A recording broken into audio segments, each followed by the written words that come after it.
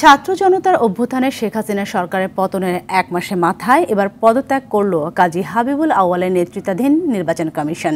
রাষ্ট্র সংস্কারের অংশ হিসেবে এই সিদ্ধান্ত জানিয়ে বিদায়ী সিইসি বলেন, নির্বাচন সুষ্ঠু নিরপেক্ষ করতে শুধু নির্বাচন কমিশন সংস্কার করলেই হবে না, নির্বাচন ব্যবস্থা ঢেলে সাজাতে হবে, সেই সঙ্গে প্রয়োজন রাজনৈতিক দলের ঐক্যমত। এ সময় জাতীয় নির্বাচন নির্দলীয় তত্ত্বাবধায়ক সরকারের অধীনে হওয়া উচিত বলে মত দেন তিনি। আতিকা রহমানের রিপোর্ট।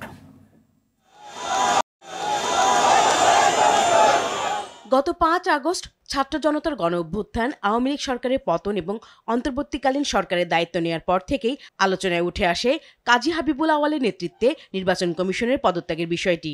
কমিশন বেশ কদিন আগেই পদত্যাগের প্রস্তুতি নিয়ে রাখে। অবশেষে সংবাদ সম্মেলন করে পদত্যাগ করল পুরো কমিশন। আমি সহ মাননীয় কমিশনারগণ দেশের পরিবর্তিত বিরাজিত অবস্থায় পদত্যাগ করতে মনস্থির করেছি।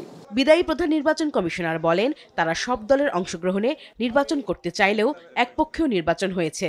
নির্বাচন যেহেতু একদলীয় ছিল, কাজে এই নির্বাচনকে সরকারিভাবে প্রভাবিত করার কোনো আবশ্যকতাও কার্যত ছিল না। নির্বাচন দলের ভেতরেই হয়েছে, মধ্যে হয়নি, উইদিন হয়েছে, বিটুইন হয়নি। উপনির্বাচন সহ জাতীয় সংসদের মোট ৩১৮টি আসনে কমিশন নির্বাচন করেছে। দলীয়ভাবে ইনক্লুসিভ না হওয়ার কারণে নির্বাচন বিতর্কিত হয়েছে। এটি সঠিক এবং যৌক্তিক, কিন্তু বাংলাদেশের ৫৩ বছরের ইতিহাসে কোনো নির্বাচন কমিশন সংবিধান উপেক্ষা করে স্বেচ্ছায় নির্বাচন না করে বা বাতিল করে দিয়ে পদত্যাগ করেছে এবং সেই কারণে নির্বাচন হয়নি এমন কোনো দৃষ্টান্ত বা উদাহরণ নেই।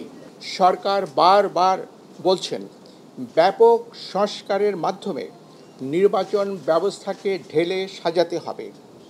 নির্বাচন বারংবার ব্যর্থ হওয়ার প্রকৃত সত্য কারণ এই কথাটির মধ্যেই নিহিত। সংসদ নির্বাচন গ্রহণযোগ্য করতে তত্ত্বাবধায়ক সরকারের অধীনে নির্বাচন করার পরামর্শ দেন সিইসি। নির্বাচন প্রক্রিয়ায় প্রযুক্তির ব্যবহার অপটিমাইজ করতে পারলে আমাদের ধারণায় এটি ভবিষ্যতের জন্য উত্তম হবে।